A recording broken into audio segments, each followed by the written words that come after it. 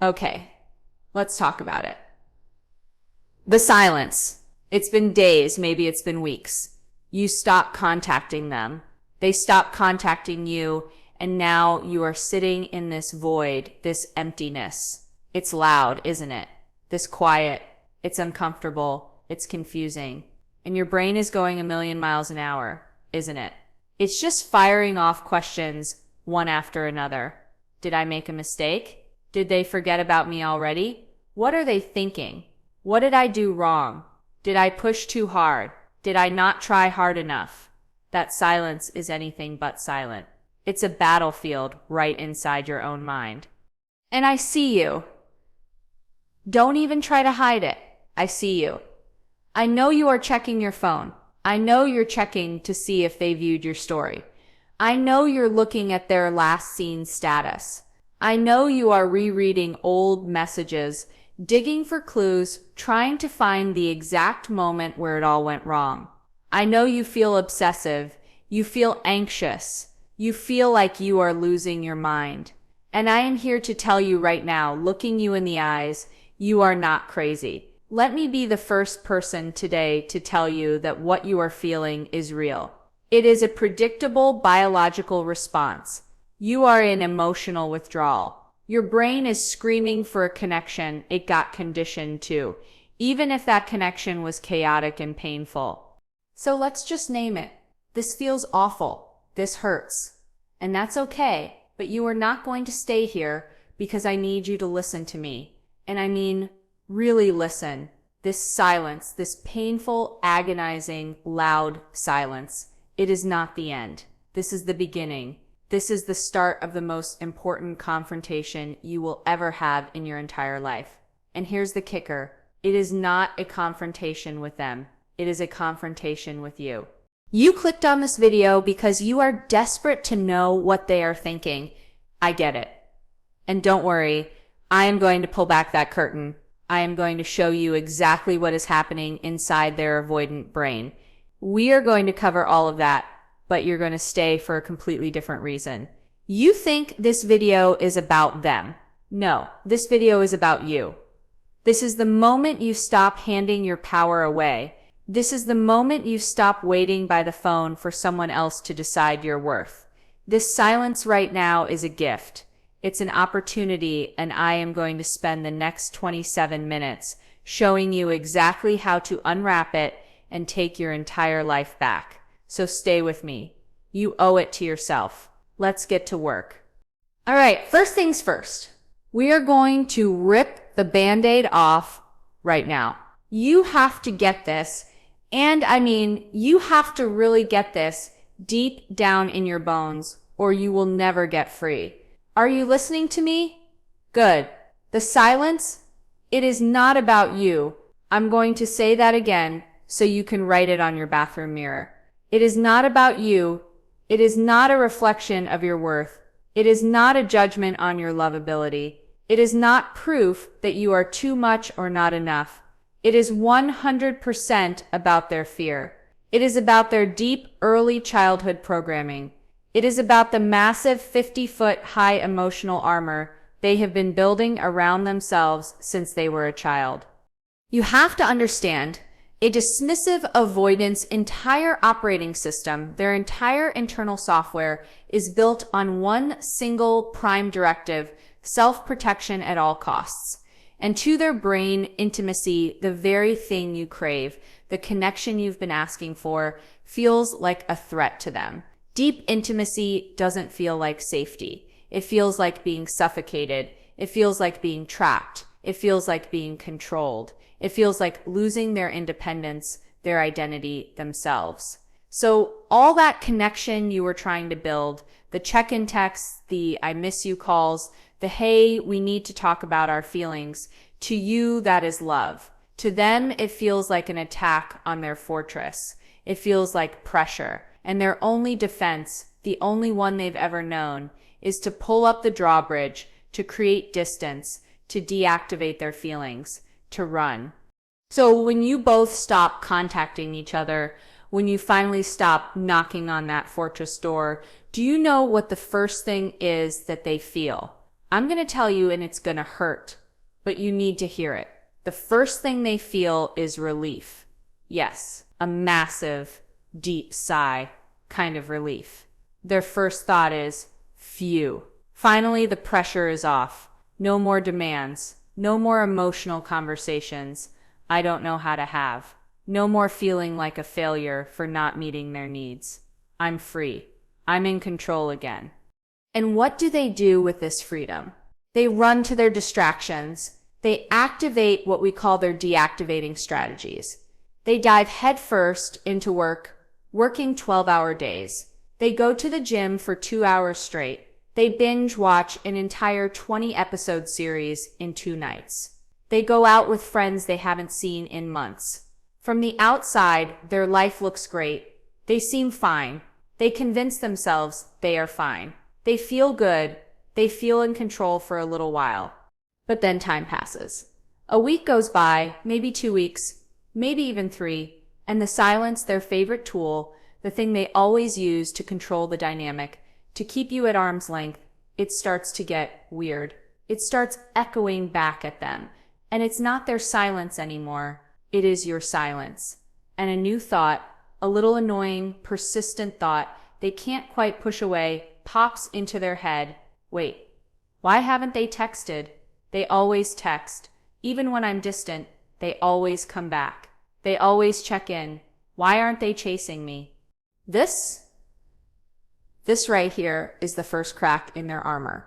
It's just a tiny hairline fracture, but it's there. Because here is the aha moment. Here is the truth you need to understand. Their sense of security was built on your insecurity. I'll say that again. They could afford to be so distant, so independent, so free, because they knew deep down that you would always be there. You would do the emotional work for both of them. You would be the one to text first after a fight. You were the one closing the gap every single time. You weren't just a partner. You were their emotional safety net. And now you've just walked away with the net. The gap is just there, wide open.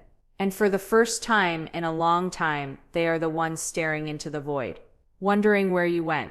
The power dynamic has just begun to flip. And that is when their entire fortress, which they built to keep people out, suddenly starts to feel a whole lot less like a protection and a whole lot more like a prison. And your journey. Well, your journey is just getting started. Let's talk about you now. Let's talk about you, because your journey in these first few weeks, it is the complete opposite of theirs. You are not feeling relief. You are feeling pain. You're feeling every single second of that silence. It's an ache, isn't it? It's a physical pull in your chest. You're in the habit of reaching out. You're in the habit of fixing, of closing the gap, of managing the connection. Your brain has been conditioned like a trained animal to seek connection with them to feel safe. And right now, your nervous system is screaming. It's in full-blown red alert panic mode. It's telling you danger. The connection is broken. Fix it. Fix it. Now. This is addiction. Let's just call it what it is. You are not lovesick. You are in withdrawal. You're addicted to the highs and lows, to the push and pull, to the hope that this time you'll finally get the connection you deserve, and you're fighting the urge every single minute, aren't you? The urge to text, the urge to call, the urge to accidentally post something you know they'll see, the urge to just do something to break this unbearable tension. And I am going to be the friend that tells you the truth right now. Stop checking your phone. I mean it. Stop it. Stop refreshing your messages. Stop checking their social media. Stop looking to see if they viewed your story. Every single time you pick up that phone, you are telling your brain, my peace is in this device. My happiness is in their hands. My worth is determined by their response. You are literally holding a remote control for your own anxiety, and you are mashing the panic button every 5 minutes. You are giving away all your power. You have got to be the one to break the cycle, not them, you. So I want you to do this right now, or as soon as this video is over, Put your phone on Do Not Disturb, mute their name, mute their stories. Better yet, put the phone in another room for 1 hour, go for a walk, take a shower, sit with your hands, and do nothing. I know it feels impossible, but you have to survive this initial agonizing 10 out of 10 pain moment. You have to prove to your own nervous system that you will not die if they don't text you. Because here's what happens when you do. After the initial agony, after you survive the first 24 hours, then a full week, something amazing happens. The silence starts to change. The deafening, screaming, agonizing silence, it starts to get quieter. The constant obsessive noise in your own head starts to fade. And you wake up one morning and you realize, wait, I haven't thought about them for an hour. And then you start realizing something else. You realize, wow, I have so much energy. I have so much time. You suddenly see with crystal clarity how much emotional energy you were pouring into a bottomless cup. The hours you spent analyzing texts. The days you ruined by waiting for a reply. The mental gymnastics you did trying to figure out their feelings. It's gone. And in its place is you. This is the beginning of your detox. And the silence, it stops feeling like punishment. And it starts feeling like protection. It's your shield. It's your fortress. It's the sacred space you are building to finally heal. And you start focusing on you, not the you who was trying to be perfect for them, the real you. You go to the gym, not to get a revenge body, but because it feels good to be strong in your own skin. You call that friend you've been ignoring for 6 months because you were too busy obsessing. You journal not about them, but about your goals, your dreams, your boundaries. You are, piece by piece, minute by minute, reclaiming the parts of yourself you abandoned while you were busy managing their emotions. And this is the energetic shift that changes everything, because back at their fortress, the avoidant, they're about to feel this and they are not prepared for it. Okay, so you're in your new space. You're doing the work. You're focusing on you. The noise in your head is quieter. You're starting to feel peace. This is where it gets interesting, because back at their fortress, the avoidant, they feel this. I'm not talking about magic. I'm talking about energy. They sense it even without a single word of contact. They can energetically sense that you are pulling away for real this time. Your anxious energy isn't pinging their phone 24/7. Your chasing energy isn't beating down their door. There's just nothing. And remember that relief they felt gone. Remember that curiosity, it's not just curiosity anymore. It has morphed into full-blown anxiety. This right here, this triggers their deepest core primal wound. The one they've been building that entire fortress to protect themselves from the fear of being forgotten. The fear of actual abandonment. See, here's the aha moment you need to get. Their entire defense system, their entire I don't need anyone personality was built on the assumption that you would always be there. You were the safety net. You were the one who would always, always come back. They could afford to push you away because they knew you'd just bounce right back. But now you haven't. The power dynamic has just flipped completely. They are no longer the one in control of the distance. You are. And that terrifies them. So what does this terrified, anxious person do? Now listen to me. What do? Do they call you sobbing, apologizing for how they treated you? Do they show up at your door with flowers and a handwritten letter explaining their childhood trauma? No. Are you kidding me? That would be vulnerable. That would be admitting they were wrong, that they need you. That would mean tearing down their own fortress. They are not going to do that. Instead, they test. They do the absolute barest minimum to see if they still have a hook in you. They just dip their toe in the water to see if you'll bite. The test looks like this. 1, they view your story. And not just view it, they are the first person to view it instantly, as if they were waiting. 2, they accidentally like a post. Not your new one, a post from 3 weeks ago, maybe even 6 months ago. They are scrolling. They are sending you a digital flare. I'm here. I'm thinking of you. See me?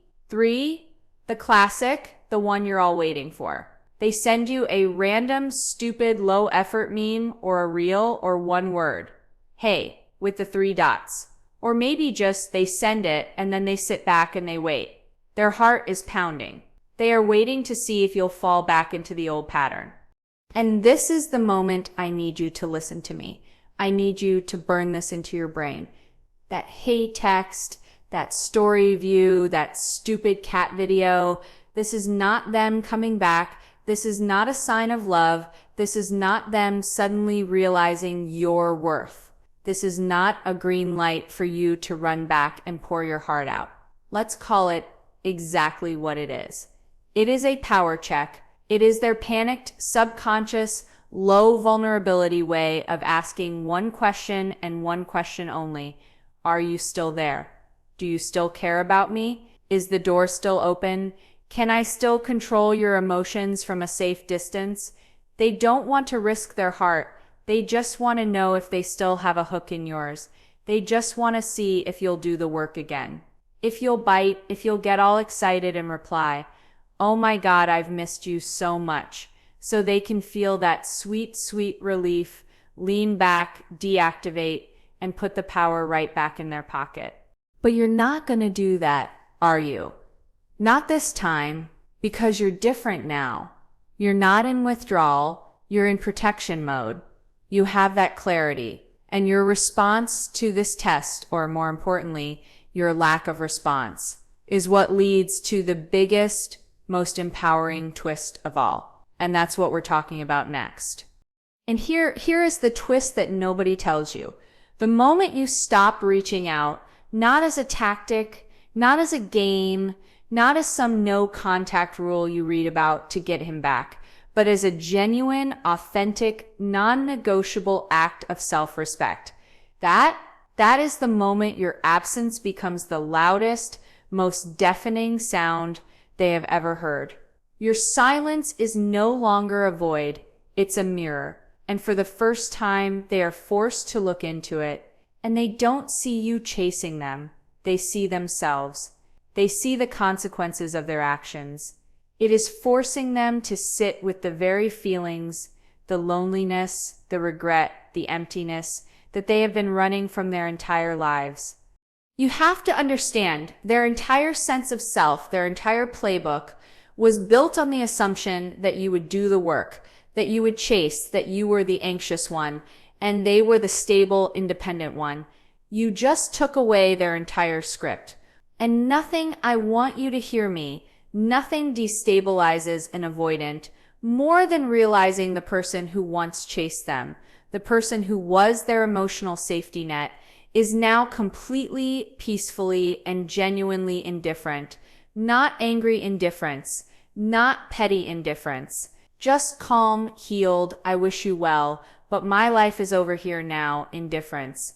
That is the crisis. That is the power flip. So, inevitably, weeks or maybe even months down the line, they might reappear. And I'm not talking about a stupid meme. I'm talking about the real text. The hey, how have you been? The I've been thinking about you a lot. The I miss what we had.